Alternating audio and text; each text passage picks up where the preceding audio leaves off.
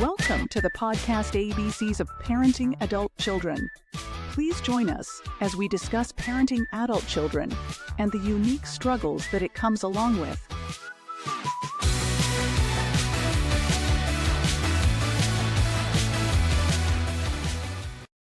Hello and welcome to ABCs of Parenting Adult Children podcast. My name is James Moffitt, and I will be your host. And today we have two special guests. One is John Fela and my wife, Katy Moffitt. John, can you introduce yourself to the listening audience? Sure, absolutely. Thank you. So, yes, I am a parent of disability.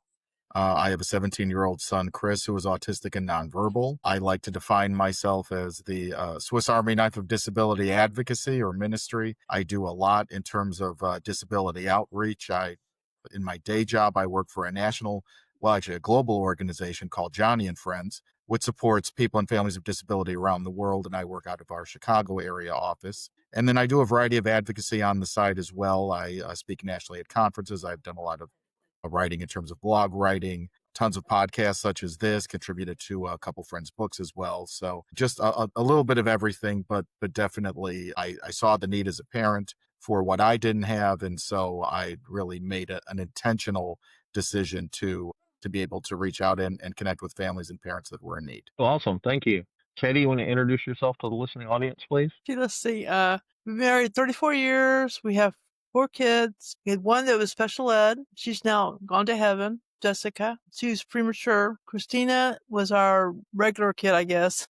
And then Justin was in our gifted and talented range. I've been teaching for at least 25 years. I've lost count, and mostly with special ed. I'm a resource teacher at a charter school right now. All right. Thank you. And thank you for both of you for being here. I know the listening audience is going to get a lot out of this. We have had several guests on this podcast talking about neurodivergence and special needs and all of that. I've had several parents on here that were special needs themselves and had children that were special needs or neurodivergent.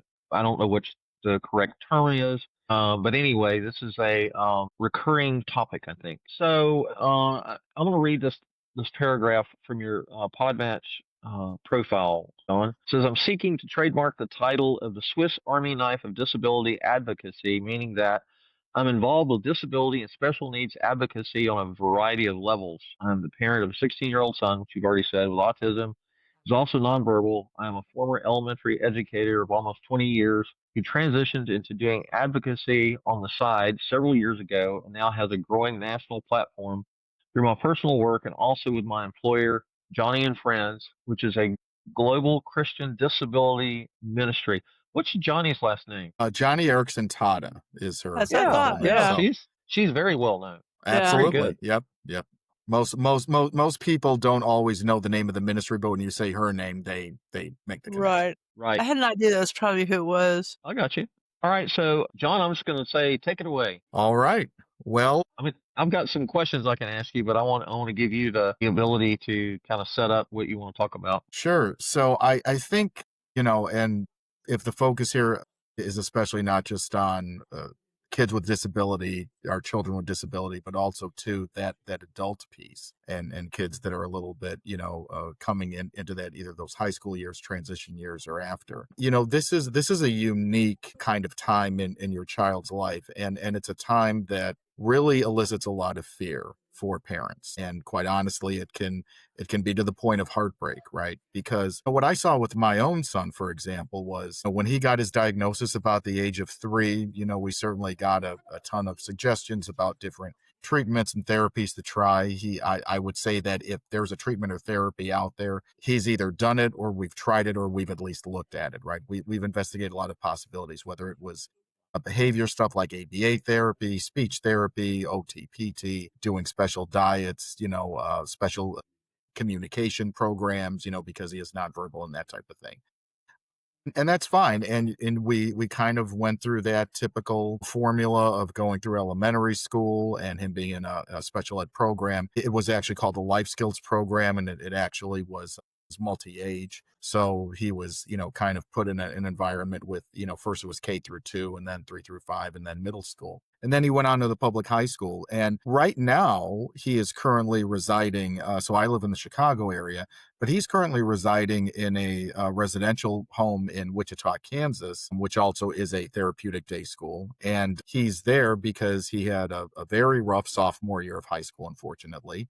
And I think there were a lot of things going on there, but we found out that the environment he was in was not a match. And so when we tried to find a different match for him, we couldn't find anything that was relatively close to home. Either there were no openings or places that wouldn't take him.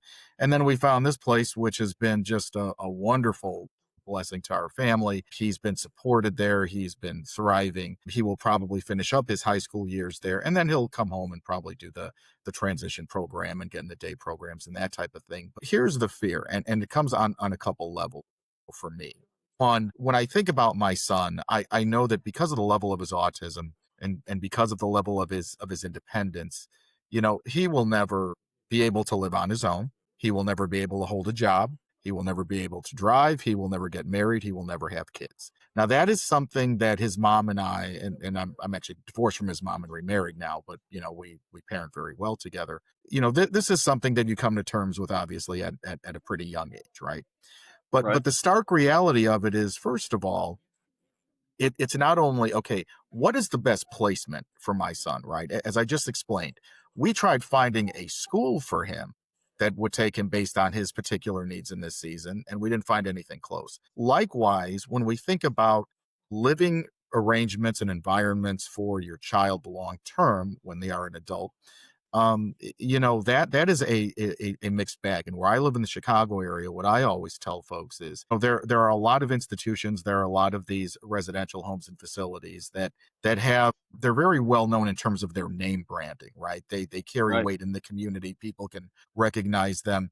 But I know from people who have worked for certain places, or maybe, families who have been involved, they're not all they're cracked up to be, right? And the quality of care is an issue, especially when you consider that in residential facilities, there's a great amount of turnover. A lot of the staff, they have a very hard time keeping staff because, one, it is very hard work and it doesn't pay very well. And, they could probably get a job making more money or better benefits at the local fast food or who knows. So it's a fear about what is the quality of care going to be, in general, when my son is ready to live on his own. But here's the other catch. He's an only child, and so am I. So is his mom. So one day when we've all passed on and, not counting, let's say maybe some associated relatives or whatever, or well-meaning, folks, friends and that type of thing, he's not going to have anyone in his life. He may get to the point where everybody that he knows has passed on.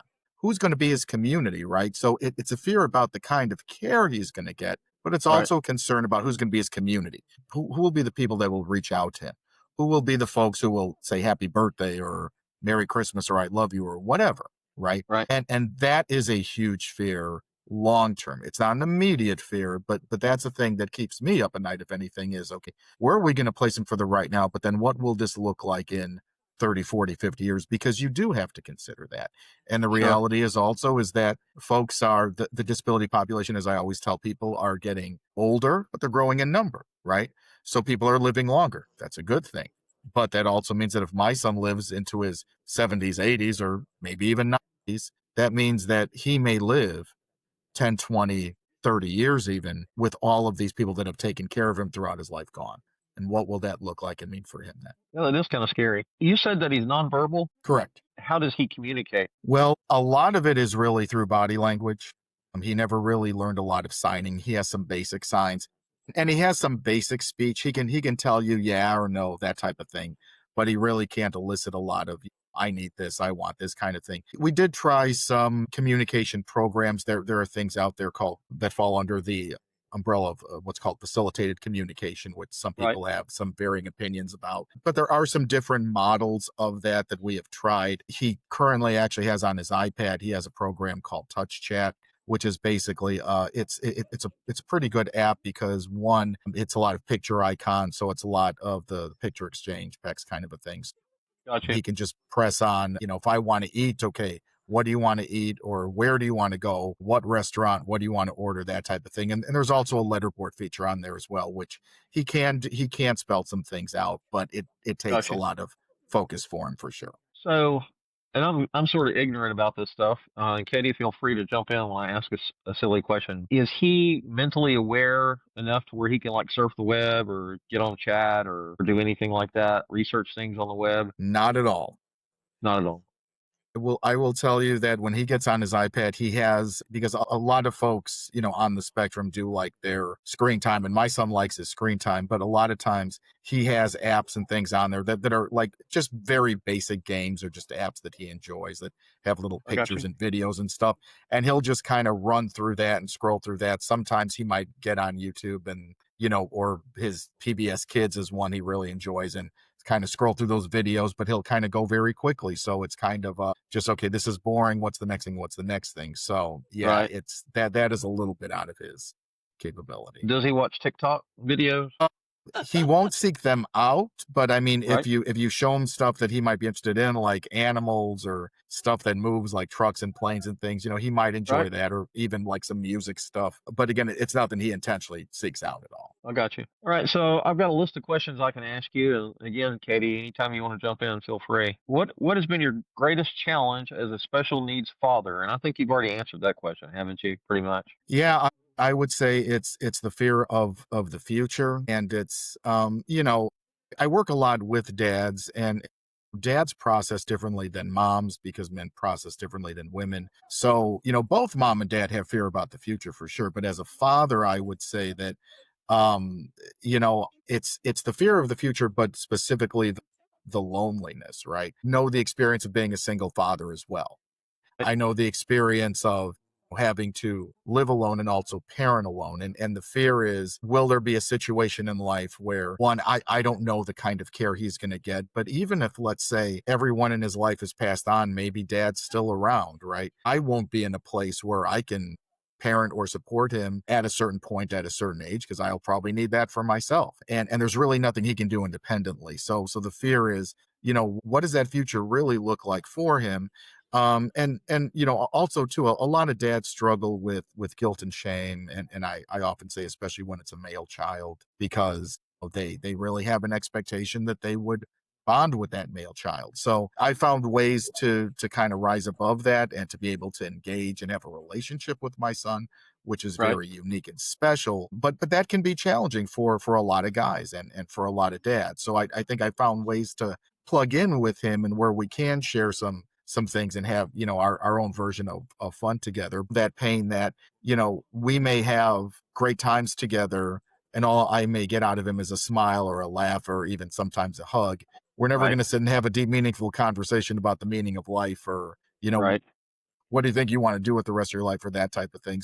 So there is a trade-off. There is that guilt and that mourning, but at the same time, it's also that bigger long-term fear again of the future. So you said he's 17. Correct. So developmentally, how old?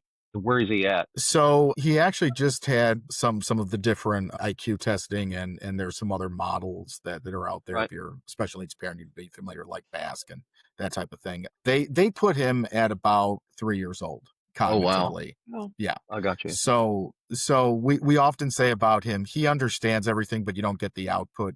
To be honest, we don't really know, and we may never know what everything that he really does understand, right? But in terms of his independence level and his ability to even keep himself safe in some environments, I think that's a pretty accurate representation. Now, is he currently attending like a special education class somewhere or? Yeah, so he's at the facility in Wichita that I described. So that is a Okay. residential home, but it also is a therapeutic day school. So he is actually doing the equivalent of his high school program out there. And again, that is specifically a special ed environment. So the classrooms are specifically set up to meet his needs. There are a Right. lot of sensory options.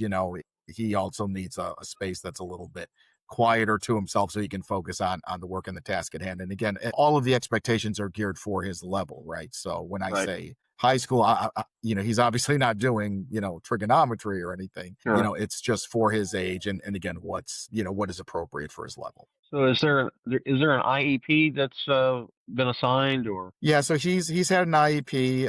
really since he was probably about 4. And I know that, in our case, he didn't start in public school right away. He actually started in a preschool, in a special ed preschool that the school district offered. We had done some private, like daycare and preschools and that type of thing prior to that, and it just wasn't a fit. So he's had an IEP since then. And so we know the experience of having regular meetings and check-ins. We actually just had a meeting. I think February was his updated goals and IEP review. So I got you. And so the school is working with you. Do you feel like they're uh I don't know what's the word? They're providing him with the level of help that he needs. I would say that he's having a pretty good experience, yeah, and I think his mom and I have both been very pleased with it. The challenge, the reason why he got to where he got to was because his public high school environment in a special ed program where he grew up just couldn't meet his needs anymore. Now, some of that was because he was showing some aggressive behavior that was not typical for him, and there were some different reasons for that. But we also felt that maybe there were some other issues in the environment he was in that might have been triggering some things, et cetera. I got you.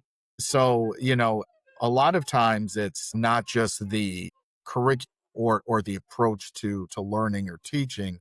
It's just the environment itself. It could be a bad mix of people. It could be a bad mix of staff. It could be both or something else in the environment. And so, again, we'll never know because we can't pull it out of him exactly what he was reacting to.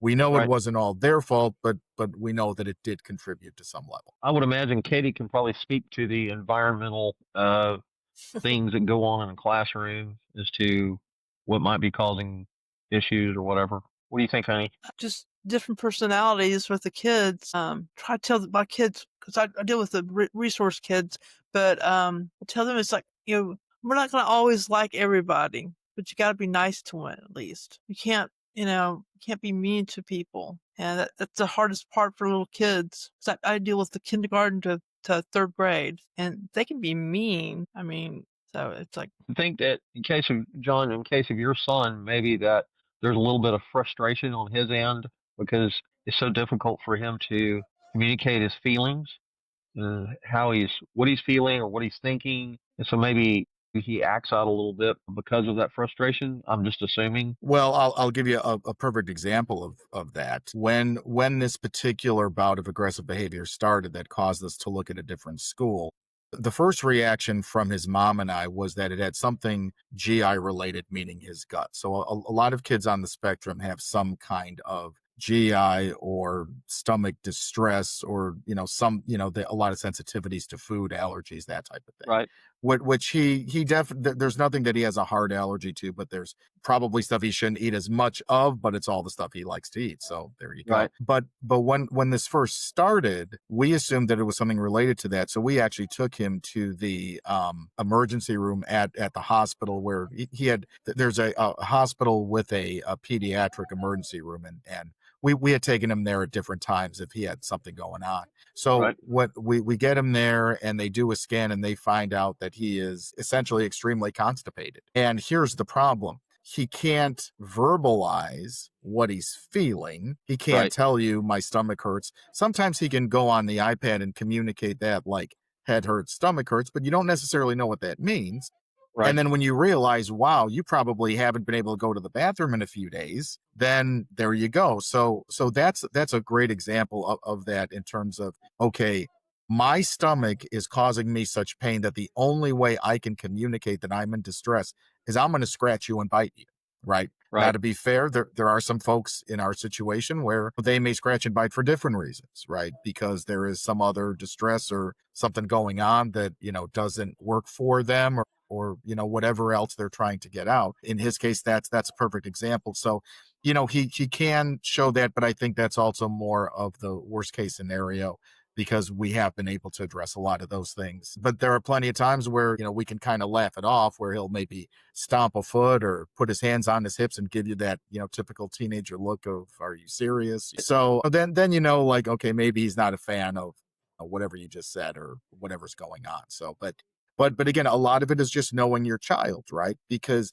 even if you put an iPad from, say, tell me something, a lot of times he's just going to push it out of the way, and either he's going to go for what he needs or, tell you some other ways. Right. So, how has your son's disability affected his choices or opportunities for education or independence? Well, that's really kind of the whole crux of it, because he will never be truly independent, and because of that, the classroom environments that he has needed to be in have had to be extremely supportive of him and those needs. So what it comes down to is that he'll never be able, as I stated earlier, he'll never be able to live on his own. He'll never be able to really hold a job. Now, could he be able to do some basic employment? Sure, but it would have to be something that was maybe highly specialized in terms of, okay, you do one or two or three tasks, and that's what you do, and in an Right. environment that's very supported or kind of just structured so that he can get the help that he needs. And then even with just daily life skills, right, he's always going to need support with that. So he's never been able to be totally independent in an environment. And even when he was a very young child and we tried some more typical school situations and environments, he just didn't respond to them, and unfortunately the teachers in many cases were not properly trained, and again, it wasn't a special ed type of arrangement kind of a thing, but they Right. could provide his needs, and so we had to take him somewhere that did. I got you. What is it that special needs fathers struggle with the most? Well, I touched on it a little bit earlier too, and again, I think it's that fear of the future, but there's also that guilt and shame aspect. And what I see a lot of, and what I get from other dads and actually moms as well, a lot of moms will admit this too, the way that parents respond to a diagnosis, right? So men are fixers. And a lot of times the dads will say, okay, who do we have to see? What do we have to do to just make this go away, right? Moms are more of naturally a nurturer. And I will say, like in the case of my son's mom, for example, she is excellent with organizing schedules and calendars and calling insurance and calling doctors and therapists and what do we need here and when do we go here and that type of thing. And she always has been. Men frequently will be the ones who say, okay, I'm going to work hard. I'll make sure we have enough money to pay the bills. We have enough money to pay the doctors or the therapists or whatever. And they kind of throw themselves into their work. The issue there is, while they are well meaning in terms of wanting to take care of the family, taking care of their child and paying for all these things, a lot of times men become detached. So they become emotionally detached from their kids. And again, especially when that guilt and shame aspect is in there. And a lot of times you see it with dads of male kids with a disability as well. But then, that also kind of festers and bleeds into the marriage. It can bleed into, that relationship with your spouse, or even your child too. So, you get a lot of dads who, don't have outlets. They don't have guys they can talk to. And I know for myself in the early year, that was my biggest thing. I learned the hard way. I had nobody to talk to about this. Now I had people that would listen to me, but they couldn't give me any advice because they either weren't parents, they weren't special needs Right. parents or parents of disability, and they just couldn't relate to me other than just giving me some very surface advice like, it's going to be okay, or we're here for you, that type of thing. Okay, you mean well, I get it, but I needed something more. And so that's where, for me, I needed to seek out community with other guys and parents in general, right? And so Right.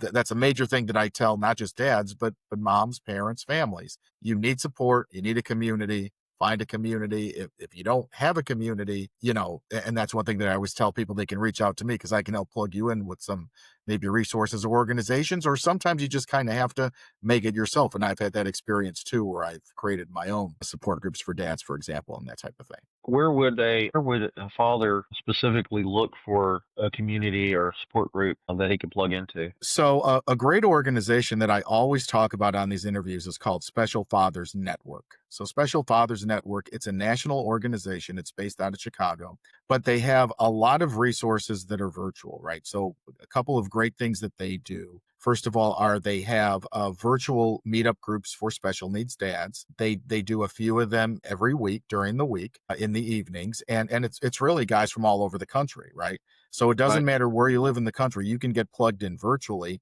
There are also some in-person meetup groups in certain parts of the country as well. So depending on where you live, you may have an in-person group on top of that. But there's also a mentoring program. So what that is let's say a group of guys isn't for you, you're not ready for that kind of step. Maybe you just want to talk to one guy. Well, this is a mentoring program where you can get connected with a guy in your area, maybe same age or condition of your child, or maybe it's just someone that's close to you, and you get connected with them, and then they can kind of be someone that you can relate to, talk to, get support from, and that type of thing. And there's a bunch of other resources as well. There's a great series of podcasts, great series of YouTube videos. There's a virtual conference every year they do in the spring. So that's a wonderful organization that I always recommend to get plugged into. There's also another organization called Rising Above Ministries. So, like Johnny and Friends, it's a Christian disability ministry. Now they support families, moms and dads, but they actually have dedicated groups for moms and also for dads. Again, virtual groups, support groups, that type of thing that meet during the week. So again, regardless of what part of the country you're in, you can access that. So that's another great organization. And there's one other one that I would recommend called Fatherhood Co-Mission. So like commission, but it's, co-mission, and Right. fatherhood. So Fatherhood Commission. They're another national organization. They also do virtual meetups as well. I know they have some bigger like dad retreats during the year. I think they have a few of those around the country as well. And again, they have a great series of videos and other online resources. So those are the ones that I usually recommend because again, regardless of where you are in the country, regardless of whether you're ready to commit to, if you're ready for a bigger virtual group, great. If you're ready for something in person, great. If you're in the Chicago area, I've got lots of connections for you there. But even if you're not, you might be able to plug into something in person close to you as well through one of these organizations. Well, that's awesome. Well, it's good to know that there's communities that fathers and moms can plug into if they need to, which I'm sure they need to, because that's a very special situation for sure.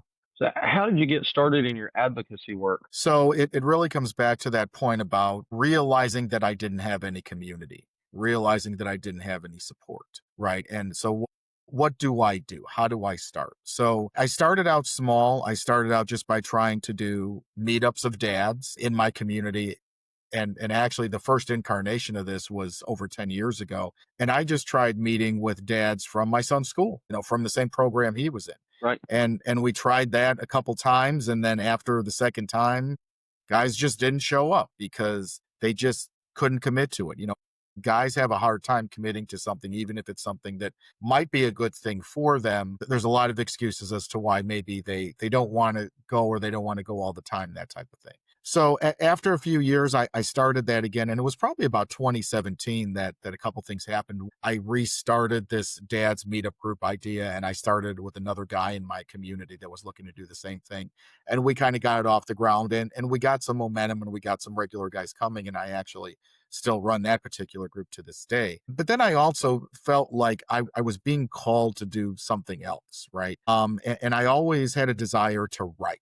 Okay. And I always thought about being an author, and as I might have mentioned, I've contributed to a couple friends' books, working on a book project myself that will be done hopefully soon. But I had a friend I was connected to through another special needs organization who said, why don't you try blogging? And I wasn't really thinking about that. That wasn't something I was excited about doing. But she worked with a small disability ministry in Wisconsin where they did writing and they would post the blogs about, parents and their experience. So I gave it a try and I found Right. out I kind of liked it. And after about 6 months, that small organization got merged into a bigger organization called Key Ministry. So Key Ministry is based in Cleveland. They're basically a national organization, but they're based in Cleveland.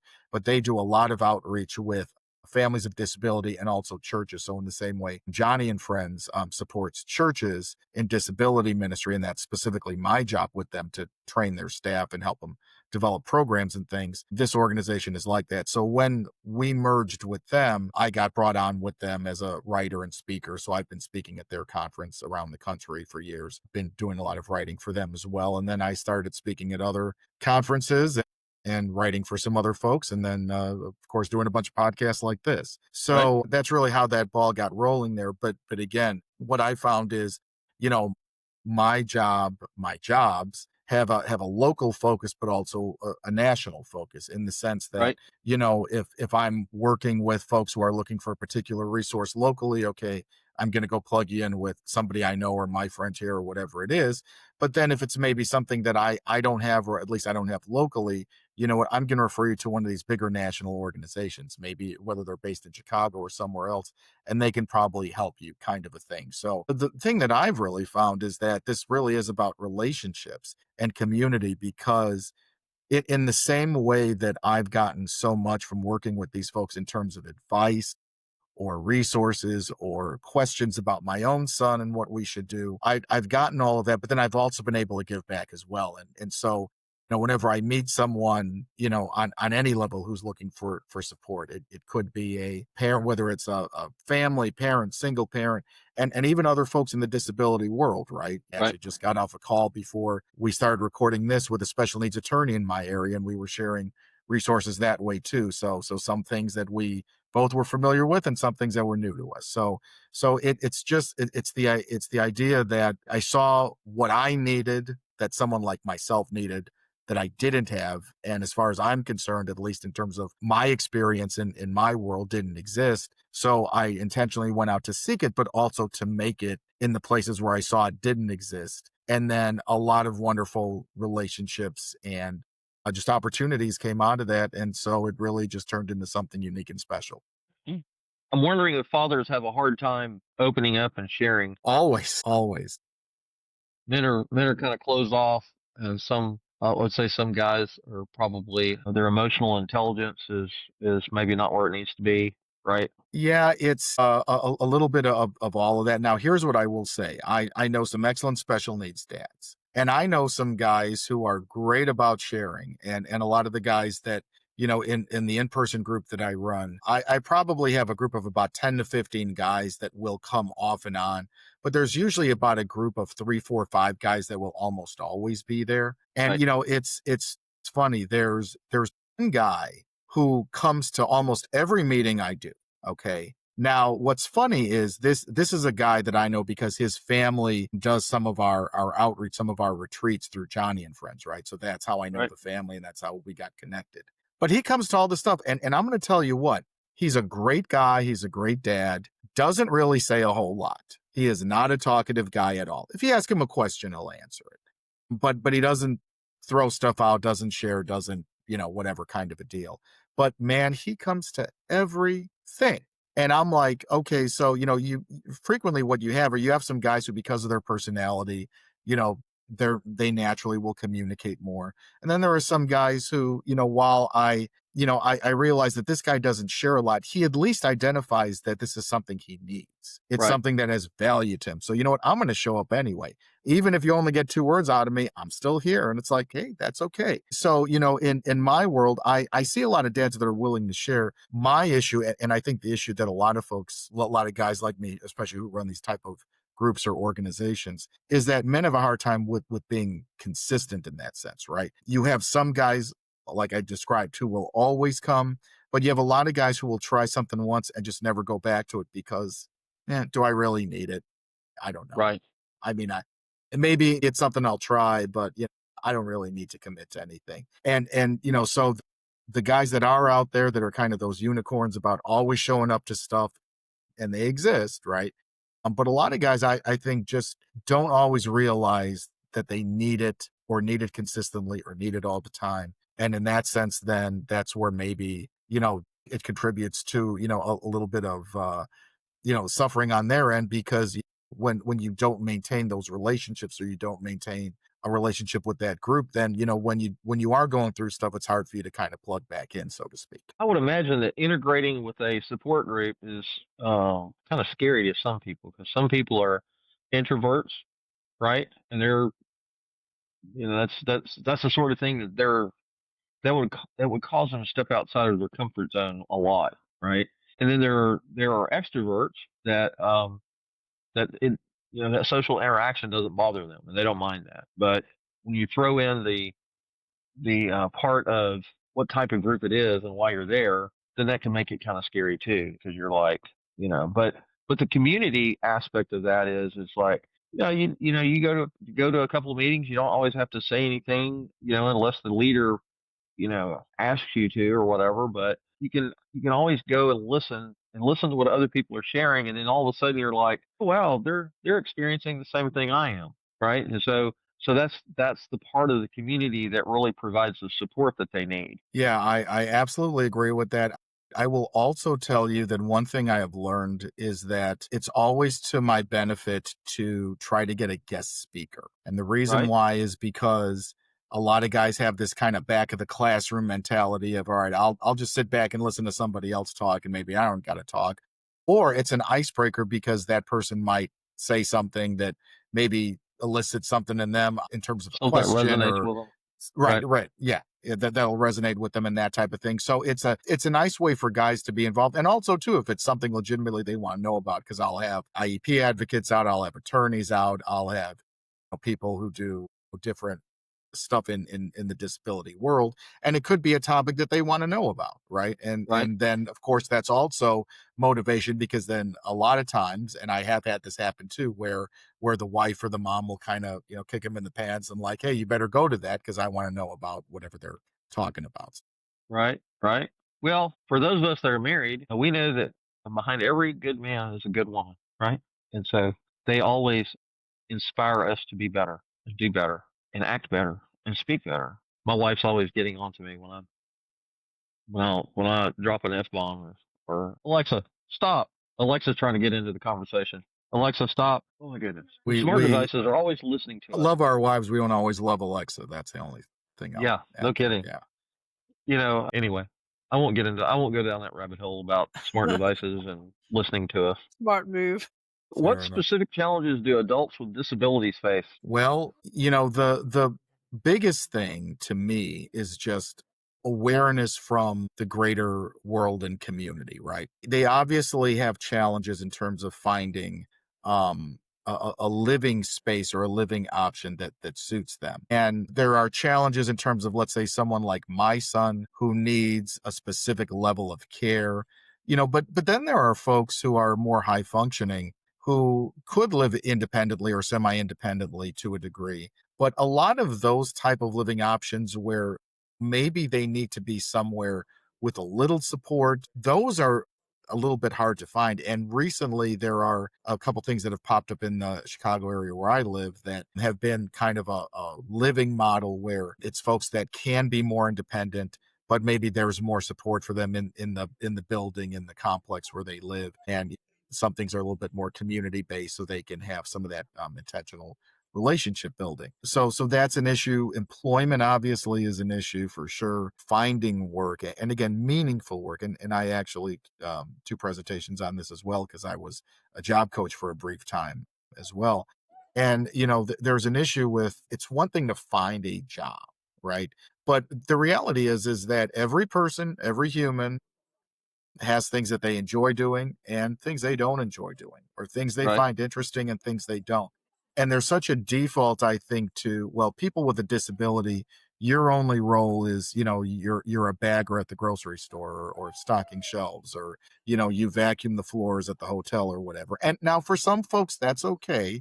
And we're not passing any judgment. But the reality right, is that there are folks that I worked with as a job coach that had quite a bit of acumen or skill maybe in a particular area, or might have just been kind of shoehorned into a job, let's say at the grocery store, doing these menial tasks and saying, I don't want to do this anymore.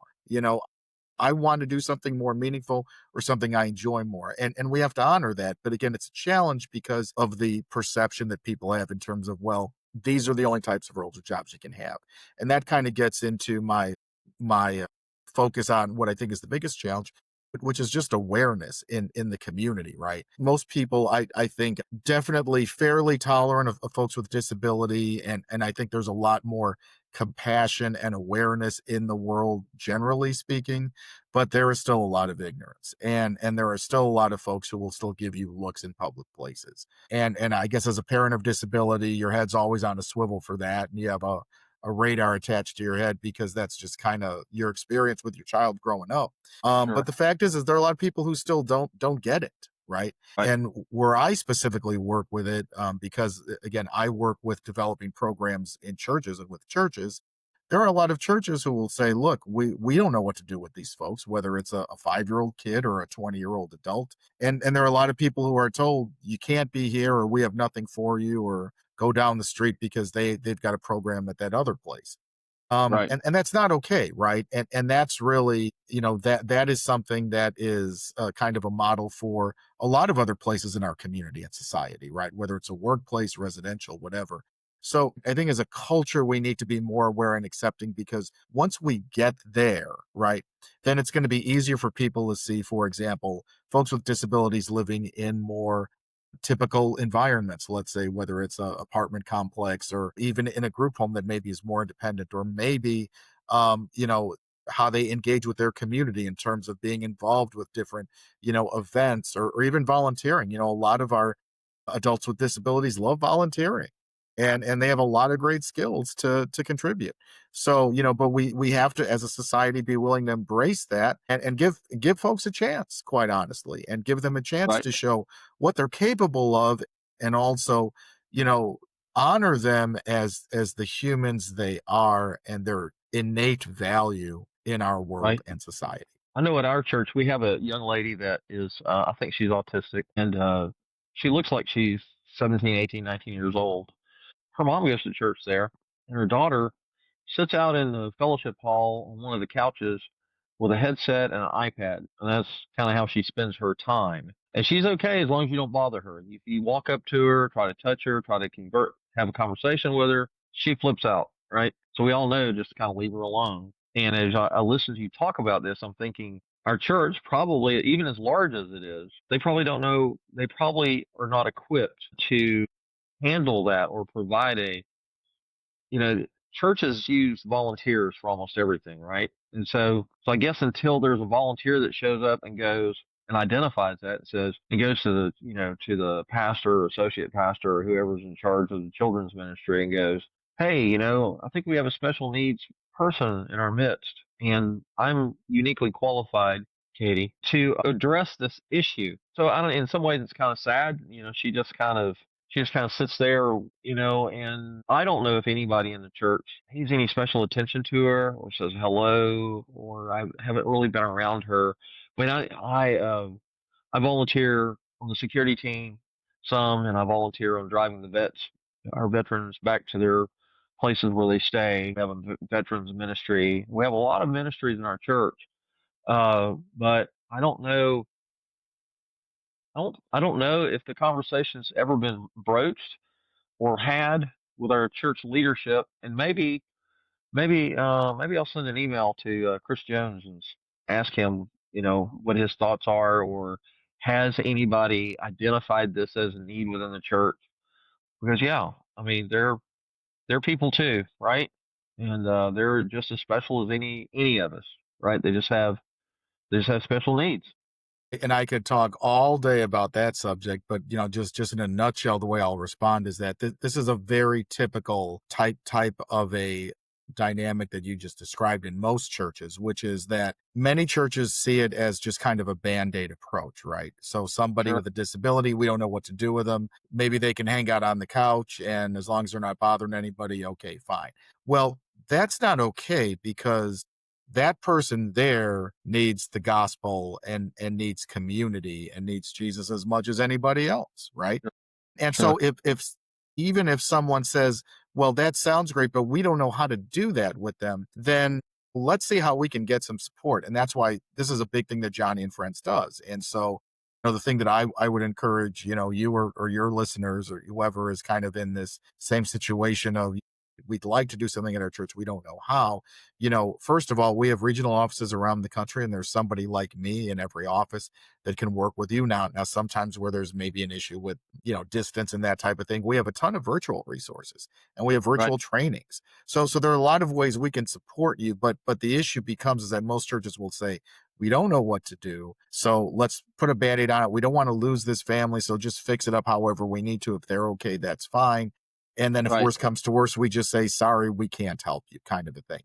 And again, it's treating that person, who is a person, regardless of disability, that unique person with a soul and a spirit and a brain like everybody else, treating them as just a problem to fix, or let's just do the easiest thing possible so that it doesn't put any stress on some of our other staff or volunteers. Right. Or heaven forbid, we don't want people in this church to see that person with the disability and maybe get turned off or maybe not want to attend that church because someone just happens to be presenting a little bit differently in that environment. Well, and from my experience being on the security team, I've got a law enforcement and private security experience, and so I kind of gravitate in that area to that sort of a ministry. And as I sit here and think about it, we have from time to time we'll have homeless people come to the church, right? And they may or may not be presenting themselves as well as your typical churchgoer, right? They may not be as clean. They may not have color coordinated clothes. They may not have had a shower. You know what I'm saying? They show up and you look at them and you go, okay, so this guy's homeless or this gal's homeless, right? But we welcome them. And as long as they don't create a disturbance, as long as they go in and sit down and mind their own business and don't disturb anybody and don't act out or yell or scream or whatever behavior that is not the norm, then we pretty much we keep an eye on them, but we leave them alone, right? And so it's kind of the same methodology or the same Band-Aid approach that we're applying to this young lady. We're like if she wants to sit out in her mom's car with the window rolled down, doing her thing, then leave her alone. If she wants to come into the fellowship hall, and I think maybe she's grown in some ways because for the longest time, I think that she stayed out in the car, right? And I almost made the mistake of approaching her, and one of the police officers was like, "Hey, James, no, don't go over there. She'll flip out. She's autistic. Her mother's in the sanctuary. And we know to go get her if there's an issue, right? Because mom can come to the rescue and handle, communicate with the child in a way that she's used to, right? So now she's coming into the foyer or into the fellowship hall. We got a huge church, so the fellowship hall is a huge area in front of the church, and there's a lot of TV screens. There's snacks, drinks, couches, chairs that you can sit on, and she typically sits on one of the couches and has her earphones on, headphones. Now I don't know. She may actually be listening to the service. She may actually. I don't know what level she's at. You know what I'm saying? I don't know if she's high functioning, low functioning, middle functioning, whatever all that is, that spectrum. I don't really know where she's at. So because I don't know her, right? And because she's kind of unapproachable, it's hard to get to know her, right? So this is something obviously that if the church were to try to embrace that or try to investigate how they could put something together to address special needs kids or adults, the mother obviously would have to be on board, and the mother would have to be very much a part of that situation, right? Right. And what you've just described again is very typical in terms of what happens in a lot of churches. But the one thing I'll speak to is while your church has identified that, okay, that person is fine on their own, and if there's a problem, we can always go get mom. Well, that happens a lot, and I know it's even happened in my own case at the churches we've attended. But here's the thing. Wouldn't it be great if mom could come to that church service and be able to sit in that sanctuary and know that someone or a group of someone's was there where, her child was being cared for, where there was some interaction or engagement. And even if that person didn't want that, there were folks there that could at least support her enough so that mom didn't have to come out of a service, that mom could be filled spiritually on that Sunday. And that's a big reason why we like to build those programs in churches, because it's so that individual with a disability can have that same church experience that anybody does, but it also provides very needed respite and support for mom, dad, grandparents, whoever, that are coming on Sunday as well. Well, I think the church leadership has to identify that it's a special need, right? Just like, we have a 3-year-old class, a 5-year-old class, a 7, all the different age groups. We have nursing mothers for infants, for all the different departments or programs within the children's ministry. All of those age groups and developmental groups have been identified and are being addressed. Well, the same thing needs to happen with special needs adults or children, right? And this young lady looks like she's, like I said, 17, 18, 19 years old. She appears to be an adult, right? Now, she may be at the level of a third grader, but, who knows? we can't speak to that. The mother would have to speak to that, right? So the challenge is how would the church, if I went to Chris Jones, who's one of our pastors, and say, hey, obviously we have a special needs person that's sitting in the fellowship hall on the couch while our mother is in church. Do we think that maybe we might want to provide some kind of support for her? And what would that support look like? And where would the church leadership go to be able to research this? Right? It makes sense. Right, and that's where I say that the Johnny and Friends is a wonderful resource for this, because, the reality is that, and I say this to churches all the time, disability ministry right now is a huge movement in the church. There's a lot going on in terms of supporting churches with disability. There are a lot of organizations like Johnny and Friends that I work with on some level that usually can provide training or resources or support. So even if, let's say we don't have an office in your state or particular area, we can still try to connect with you and at the very least give you virtual support or resources. But chances are there's probably an organization, at least, in terms of who I'm connected with, where I can say, okay, in your area, this would be a great person to connect with, or a great organization. So, and the other thing too, because I know you've mentioned, going to those pastors and those leaders, that's exactly the place that I prefer to start at. When a church reaches out to me, and frequently it'll be some type of, like, either an associate pastor, or let's say a kids ministry director who'll say, we identified we're trying to help some folks or families in our church. What do we do? And I always start with saying, listen, I can train your volunteers. I can help you put a program together. We can, talk to your staff or whatever, but really I want to talk to your leaders. I want to talk to your head pastor. I want to talk to Right. whoever you would say is in charge, who's the decision maker. And here's the reason why: because this is not a band-aid approach type of a deal. This is something that we want in the DNA of the church, as we say, and it's got to come from the top. It's got to come Right. from leadership, because not only do you want it to be a priority for the church, and if leadership is behind it, then they can help to motivate staff, they can help to find volunteers, they can help to make sure that that program is structured well. But oh, by the way, they can also be communicating a message of acceptance and inclusion from the stage, from the pulpit, that Right. brings everybody in the church in, because many times you have well-meaning churches in terms of the staff and volunteers, but you have a congregation that, if they're not familiar with disability or not comfortable with it, they're going to start scratching their heads and saying, what is this? We don't understand it. We don't know why it's important. But when that message comes from the top down, then people will start to understand it's something that this church is now embracing. And the Right. churches that I know that I work with that do this really well, regardless of their size, regardless of their resources, how many people they have or whatever, the ones that do it really well understand that, and it is supported from the leadership on down. Gotcha. Well, and I'm sitting here thinking two things. The first thing that I'm thinking is that church leadership, when you go to them and identify a need, they kind of look at you to provide a solution. So I'm sure that probably scares. I wouldn't have a clue how to provide a solution other than what you just told me during this podcast, right? And maybe that's the next step. Maybe I need to just send an email to one of the pastors and go, hey, do we, I will just say, hey, I've got ABCs of parenting adult children, and I have had several guest speakers that are um, neurodivergent, special needs people, parents, leaders in the community, and I'm sitting here wondering, does our church have something like that? And if it does, what is it? And then say, obviously we have a young lady sitting in the fellowship hall that she is autistic. The church is aware of it. The pastor and the associate pastors at the church are aware of who she is and why she's doing what she's doing, right? Just like if we have a homeless person that has a dog or whatever that comes there once a month or whatever, we know who they are, we identify them, we know they're safe, they're not going to cause problems. We let them in, let them have snacks, coffee, drinks, let them go to the clothes pantry, let them go get groceries, whatever.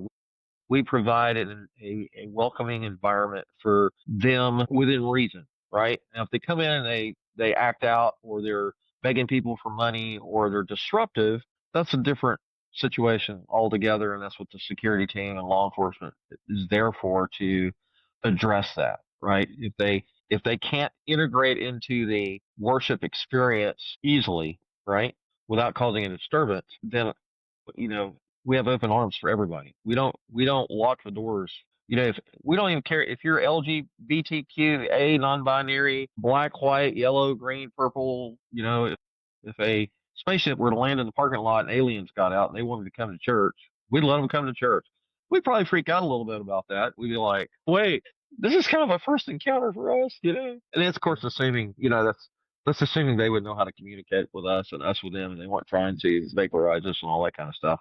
I'm going off kilter. I just ran off the rails with that one. But anyway, you know what I'm saying. Yeah. And that's where it kind of comes back to my point about the awareness piece, just in terms of our culture, period, because very frequently for a lot of churches, it's they're going to interpret this as this is something that we don't understand, and so if we don't understand it, we don't want it to become a problem. But Right. Here's the thing: you can always say, like you just described in terms of that young lady, she's on the couch, she's got her iPad, she's got her headphones, she's fine, no problem. Okay, but that's not the church being the church, right? The church would say, you know what? She needs to have that time around others her age, or, a typical, non-typical, whatever that is. She deserves to, hear the gospel, to receive a message, to be part of worship, whatever that is. And again, if that's not what she wants to do, then that's okay. But we have to, at the very least, be willing to push ourselves and step out of that comfort zone, right? As we've been saying, and say, you know what, we do have an obligation here. And I say this to churches this way: you have an obligation and an opportunity. The obligation is, as the church, you need to be the church, even to these folks, even when you don't understand. But guess what? You have an opportunity here, because if you bless a family like this, like mine, you never know what will unfold in the church. And what I always say is, not only will you open up, and a lot of churches get, this is where they kind of get afraid, because they say, well, if we open up to one family now, tomorrow or next week, we're going to have 100 at our door and we don't know what to do. Well, that's probably not going to be the case, although there are some Right. churches where that does grow quickly, and they're kind of prepared for it. But the other thing is that those individuals, even with a disability, again, going back to my point about, the jobs and the employment and stuff, they've got gifts and tools and talent. A lot of the churches that do this very well, people with disabilities are serving well, right? And so Right. it's an opportunity for that person to then bless the church back, or anybody else in that person's family. And I often say that too. Many times, you welcome a family with disability, most churches are only going to see that person with a disability. They're not going to see mom or dad or typical siblings or grandma, grandpa. They may all want to serve in some capacity. Isn't that great? And all we have to do is open up our minds and hearts. And oh, by the way, you don't need to be the expert. You can just have that conversation with the parents and say, hey, we're learning. We would like to, support you guys as much as possible. But at the same time, you want to try to start to build in the culture and the DNA of that church, and an awareness of it, and acceptance of it, and Right. and be able to at least provide what the church would provide to anybody. And as I also say, the most important resource they can give is the gospel of Jesus Christ, right? So if we're not doing that, then we have to look at what we are doing, and why we're not engaging with those folks in the same way. Right. Well, I think I'm going to open up a can of worms. I'm going to write an email and go, hey, what are we doing here? I will definitely be praying for you on that end, of course. Well, I may be in touch with you and go, hey, this is what my pastor said, and these are the resources. What resources are in Charleston, South Carolina area that they can tap into. Because that's they're. If I open the door and go, hey, if I identify that there's a special needs person in the church, or illuminate, it's not like I'm identifying anything. They already know she's there. If I illuminate that maybe there's a need for us to do something a little more than just let her camp out on the couch for 2 hours, then at that point they're going to go, well, what are your suggestions? At that point, I'm going to need some information to shovel their way, or to send to them as a resource that they can get in contact with. Well, So, there's I'll give him good your phone news. Yeah. No, and that's That's fine, funny. and you're more than welcome to. And again, I would point you in the right direction. The good news and the bad news is, the bad news is we do not have an office in South Carolina. The good news is we've got an office in North Carolina and also in Atlanta. So one of those offices sure. are going to cover you all, and so those will be the people to connect with. So what I would encourage you to do is, you can of course reach out to me, but for yourself, or for anybody that's listening, you can go to the Johnny and Friends website, johnnyandfriends.org, and you can punch your zip code in, and you will get connected with whatever office covers your area. And then you can reach out to that office specifically with those needs. Hey, this is what we're looking for. We need some training. We need some resources. We need some stuff. Right. What can you offer us, kind of thing? And again, every part of the country is covered by some office. They may not be next door to you, but Right. everyone has somebody, and they can work with you in whatever way is needed. I got you.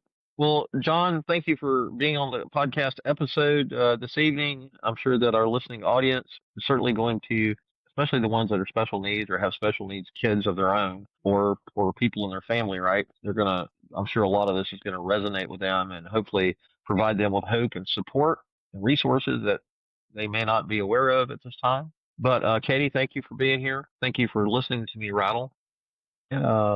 I want to say to the listening audience, thank you for being here. Thank you for the privilege of your time. You can listen to this audio version of the podcast on Captivate.fm, Amazon Music, iHeartRadio, Apple Podcasts, Public Radio. I upload the video version of this podcast to rumble.com, common spelling, rumble.com. Our website is located at parentingadultchildren.org, common spelling, parentingadultchildren.org. The website provides my contact information. You leave a voicemail, you can leave me an email, I'll respond. The upcoming show schedules in the blog section. A place to leave a review for this podcast episode or any that you listen to. You just go to the top in the menu selection, click on review, and you can write a review. And I would encourage you to do that. New episodes are released every Friday morning at 8 a.m. And thank you for listening. And everybody have a wonderful evening, and we'll talk to y'all later. Please tune in next week for another episode of our podcast on parenting adult children.